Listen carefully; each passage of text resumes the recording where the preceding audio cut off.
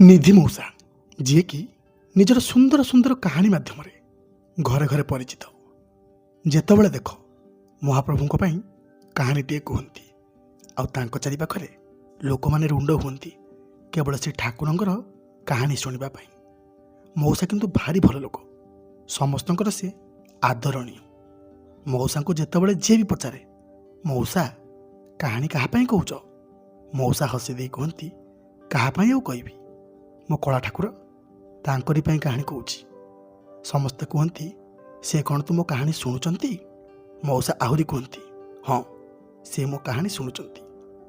ନିତି ମୋ ପାଖରେ ବି ଅଛନ୍ତି। ଲୋକ କିନ୍ତୁ କେହି ବିଶ୍ୱାସ କରନ୍ତିନି। ବୋଧେ ମଉସାଙ୍କର ବୟସ ଅଧିକ ହେଇଗଲାଣି। ଏ ବୟସରେ ଏଣୁ ତେଣୁ କହିବେନି ତ ଆଉ କିଏ କହିବ? ଲୋକମାନେ ହସିକି ଉଡ଼େଇ ଦିଅନ୍ତି ମଉସାଙ୍କ କଥାକୁ। ସଞ୍ଜ ବୁଡ଼େ ଯେତେବେଳେ ମହାପୁରୁ ମା କୋଳକୁ ଯାଆନ୍ତି, ନିଧି ମଉସା ନିଜର ସେଇ ଚାଳ ଛପର ଘର ଖଣ୍ଡେ ଛାଡ଼ି ଧାଇଁ ଆସନ୍ତି ଗାଁ ମୁଣ୍ଡ ମହାଜନ ପିଣ୍ଡାକୁ। ଆଉ ପିଣ୍ଡାରେ ଛୋଟ ବଡ଼ ପିଲାମାନେ ଆବରି ବସନ୍ତି ମଉସାଙ୍କୁ। କିଏ କୁହେ, ମଉସା ତମ ପାଖରେ ବସିବି, ଆଉ କିଏ କୁହେ, ମଉସା ତମ କୋଳରେ ବସିବି। କିନ୍ତୁ ଦୁର୍ଭାଗ୍ୟର କଥା ହେଉଛି, ମଉସା କିନ୍ତୁ ଚାହେଁ କାଳିଆ ମୋ କାହାଣୀ ଶୁଣୁ, ମୋ ପାଖକୁ ଆସନ୍ତା କି। ମନେ ମନେ ମଉସା ମହାପ୍ରଭୁଙ୍କୁ ନେଇ କେତେ କ'ଣ କଥା ଭାବିଛି। ସେଇଥିପାଇଁ ଆଜି ପର୍ଯ୍ୟନ୍ତ କାହାରିକୁ ବି ନିଜ କାନ୍ଧରେ କେବେ ବସେଇନି। ମଉସାର ଇଚ୍ଛା କେଉଁଦିନ ମୋର ନାତି ଟୋକା ପରିକା ଆସନ୍ତା, ଆଉ ମୋ କାନ୍ଧରେ ବସନ୍ତା, ମୁଁ ତାକୁ ବୁଲେଇ ବୁଲେଇ କାହାଣୀ ଶୁଣାନ୍ତି। ଆଉ ସବୁଠାରୁ ଆଶ୍ଚର୍ଯ୍ୟର କଥା ହେଉଛି, ମଉସା ଯେବେ ବି କାହାଣୀ କୁହନ୍ତି, ତାଙ୍କ କାହାଣୀରେ ମୁଖ୍ୟ ନାୟକ ଭାବରେ ଅଭିନୟ କରିଥାନ୍ତି ମହାପ୍ରଭୁ କାଳିଆ ସାଆନ୍ତ। ସମସ୍ତେ ଶୁଣି ଭାରି ଆଶ୍ଚର୍ଯ୍ୟ ହୁଅନ୍ତି, ମଉସା ତମ ମନକୁ ଏମିତିକା କାହାଣୀ କେମିତି ଆସୁଛି ଯେ? ମଉସା ହାତ ଯୋଡ଼ି ଦେଇ କୁହନ୍ତି, ସବୁ ସେଇ କାଳିଆର ଇଚ୍ଛା।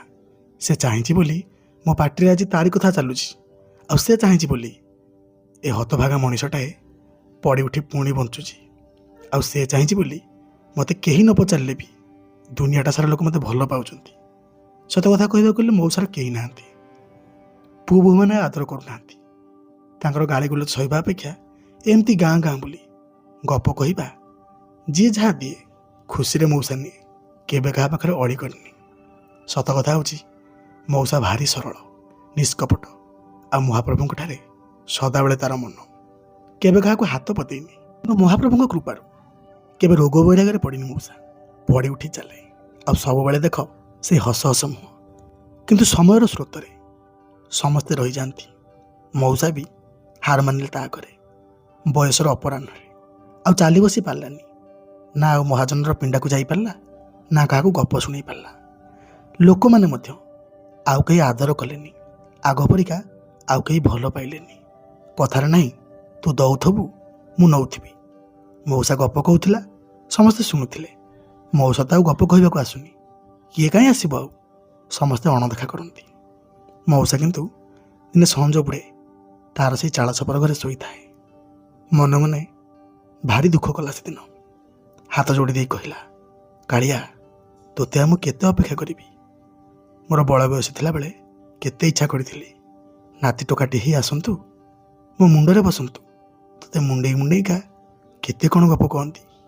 ଭାରି ଦୁଃଖ ଲାଗୁଛି ରେ, ଆଉ ଦିନ କେଇଟା ବଞ୍ଚିବି, ଥରୁଟିଏ ମୋତେ ଦେଖା ଦେ। ମଉସା ଏତକ ଯେତେବେଳେ କହୁଥାଏ, ଏପଟେ ଭୋ ଭୋଇ କାନ୍ଦୁଥାଏ।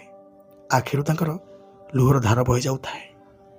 କାଳିଆ ଠାକୁର ସେ ତ ଭାବଗ୍ରାହୀ, ତା ଛଡ଼ା ବୁଢ଼ା ଭକ୍ତଟାଏ, ଯିଏକି ତାଙ୍କୁ ନିଜ ଜୀବନଠାରୁ ବି ଅଧିକ ଭଲ ପାଇଛି, ଯିଏକି ତାଙ୍କରି ଗୁଣଗାନ କରି ଜୀବନ କାଟି ଆସିଛି। ତାକୁ ବା କେମିତି ଅଣଦେଖା କରନ୍ତେ? ସେଦିନ ରାତିରେ ବୁଢ଼ା କାନ୍ଦି ବୋବେଇ ଶୋଇଲା।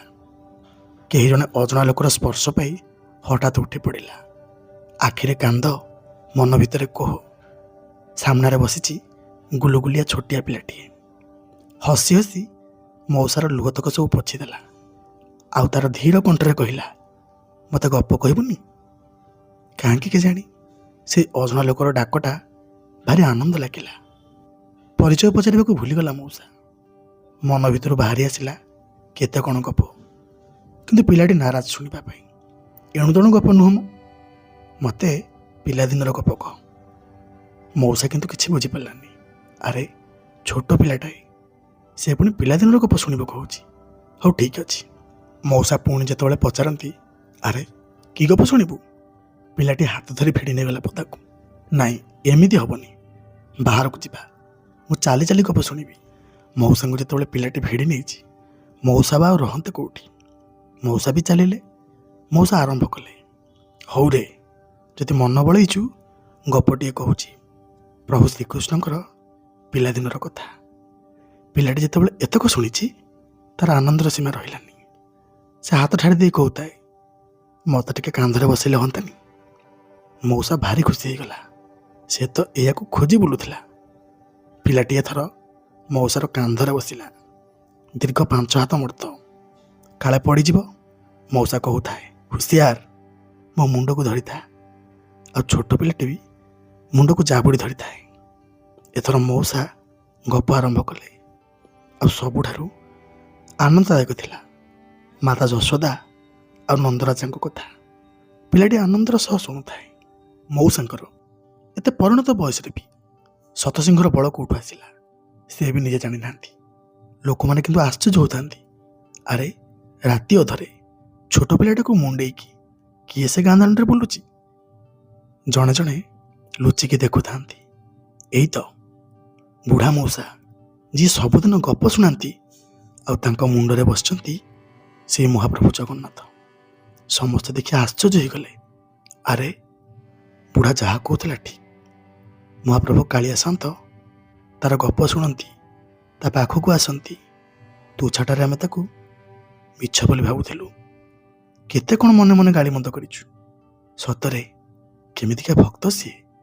ମହାପ୍ରଭୁ କାଳିଆ ସାନ୍ତ ତାଙ୍କର ପୁଣି କେମିତିକା ଭାବ ଯେ, ପୁଣି ଏ ବୁଢ଼ା ଭକ୍ତଠାରେ। ସତରେ ମହାପ୍ରଭୁ, ତୁମେ ପରମ ଦୟାଳୁ। ଲୋକମାନେ ଦୂରରୁ ଥାଇ ସମସ୍ତେ ନମସ୍କାର କରୁଥାନ୍ତି। ବୁଢ଼ା କିନ୍ତୁ ସେସବୁ କିଛି ବି ଦେଖୁନଥାଏ। ତାର ତ ନିଶା ଲାଗିଯାଇଛି। ନାତି ଟୋକାକୁ କାହାଣୀ ଶୁଣେଇବ। ଗାଁଟା ସାରା ବୁଲି ଆସିଲା, କିଛି ବି ଲାଗିଲାନି ତାକୁ। ଏଣିକି ରାତି ପାହି ପାହି ଆସୁଥାଏ। ଘର ପାଖ ଗଲା ପରେ ପିଲାଟି ଛାଏଁ କହିଲା, ମୋତେ ଏଥର ଓହ୍ଲେଇ ଦିଅ, ପୁଣି ଆସିବି। ମଉସା ଇଚ୍ଛା ନଥିଲେ ବି ପିଲାଟି ଯେହେତୁ ଜିଦି କରୁଛି, ତଳକୁ ଆଣିଲେ। ପିଲାଟି ପୁଣି ହସି ଦେଇ କହିଲା, ପୁଣି କେବେ ଆସିବି? ଏତକ କହି ସେ ତା ବାଟରେ ଚାଲିଗଲା। ମଉସାଙ୍କୁ ବି କିଛି ଭଲ ଲାଗୁନଥାଏ। ସେ ଏଥର ତାଙ୍କର ସେଇ ଚାଳ ଛପର ଘରକୁ ବାହୁଡ଼ୁଥାନ୍ତି। ସେ ଦେଖିଲେ ତାଙ୍କ ପାଦ ତଳେ ଗାଁଟା ଯାକର ଲୋକ ହାତ ଯୋଡ଼ି ଦେଇ ମୁଣ୍ଡିଆ ମାରିଥାନ୍ତି। ଆମକୁ କ୍ଷମା କରିଦିଅ ବୁଢ଼ା ମଉସା, ଆମେ ତୁମ ଉପରେ କେତେ ଅନ୍ୟାୟ କରିଛୁ, ତୁମକୁ ମିଛୁଆ ଭାବିଛୁ, ତୁମ କଥାକୁ ହସରେ ଉଡ଼େଇ ଦେଇଛୁ। ମଉସା କିନ୍ତୁ କିଛି ବି ବୁଝିପାରୁନଥାନ୍ତି। ସେ ହାତ ଯୋଡ଼ି ଦେଇ କହୁଥାନ୍ତି, କାହିଁକି ଆଜି କ'ଣ ପାଇଁ ସମସ୍ତେ ତ ମୋତେ ଅଣଦେଖା କରିଲ? କେହି ବି ମୋ ଗପ ଶୁଣିବାକୁ ଆସିଲନି। ପରିଣତ ବୟସରେ ପଡ଼ିଗଲି ବୋଲି ସମସ୍ତେ ନିଜର ଭୁଲକୁ ବୁଝିପାରିଲେ ସେଦିନ। ସମସ୍ତେ ମଉସାଙ୍କୁ କହୁଥାନ୍ତି, ମଉସା ଜାଣିଛ, ତମ କାନ୍ଧରେ ଯିଏ ବସିକି ଗପ ଶୁଣୁଥାନ୍ତି, ସେ ଆଉ କେହି ନୁହନ୍ତି, ଏ କୋଟି ଓଡ଼ିଆର ମଉଡ଼ମଣି ମହାପ୍ରଭୁ କାଳିଆ ସାନ୍ତ। ମଉସା ଯେତେବେଳେ ଏତକ ଶୁଣନ୍ତି, ଆଖିରୁ ଲୁହ ବହିଗଲା। କାଳିଆରେ, କେଡ଼େ କପଟିଆ ତୁ। ମୋ ପାଖକୁ ଆସିଲୁ, ମୋ ହାତ ଧରି ଭିଡ଼ି ନେଲୁ, ମୋ କାନ୍ଧରେ ବସିଲୁ, ମୋ ମୁଣ୍ଡକୁ ଧରିଲୁ, ଆଉ ମୋ ଠାରୁ ଗପ ବି ଶୁଣିଲୁ, ଅଥଚ ତୋ ପରିଚୟ ଟିକେ ଦେଲୁନି। ମଉସା ସେମିତି ଚାହିଁ ରହିଥାନ୍ତି ସେଇ ଛୋଟ ପିଲାଟିର ଫେରିବା ବାଟକୁ। ଆଉ ଲୋକମାନେ ହାତ ଯୋଡ଼ି ଦେଇ ମହାପ୍ରଭୁଙ୍କୁ ଗୁହାରି କରୁଥାନ୍ତି। ହଁ ଆଜ୍ଞା, ଭକ୍ତଟିଏ ଏମିତି ଶ୍ରଦ୍ଧା କରେ, ଏତେ ଭଲ ପାଇ ବସେ ଯେ ନିଜକୁ ସେ ମହାପ୍ରଭୁଙ୍କ ପାଖରେ ଏମିତି ସମର୍ପଣ କରିଦିଏ ଯେ ସାନ୍ତେ ନିଜର କାନ୍ଧ ଉପରେ ବସିବାକୁ ବି ଚାଲି ଆସନ୍ତି। ହଁ ଆଜ୍ଞା, ଛୋଟ କାହାଣୀଟି ଯଦି ଆପଣମାନଙ୍କୁ ଭଲ ଲାଗିଥାଏ ଜଣାଇବେ ନିଶ୍ଚୟ। ମହାପ୍ରଭୁ କାଳିଆ ସାନ୍ତଙ୍କ କୃପାରୁ ସମସ୍ତେ ଖୁସିରେ ଥାନ୍ତୁ, ସମସ୍ତେ ଭଲରେ ଥାନ୍ତୁ। ଆଜି ପାଇଁ ଏତିକି। ପୁଣି ଦେଖାହେବ ନୂଆ କାହାଣୀ, ନୂଆ ଅନୁଭୂତି ଆଉ ମହାପ୍ରଭୁଙ୍କର ଦିବ୍ୟ ଲୀଳାକୁ ନେଇ। ଯଦି କଥା ଛଳରେ ସାମାନ୍ୟ ମଧ୍ୟ ତ୍ରୁଟି ଥାଏ ମୋର, ଦୟାକରି କ୍ଷମା କରିବାକୁ ଅନୁରୋଧ। ଜୟ ଶ୍ରୀ ଜଗନ୍ନାଥ।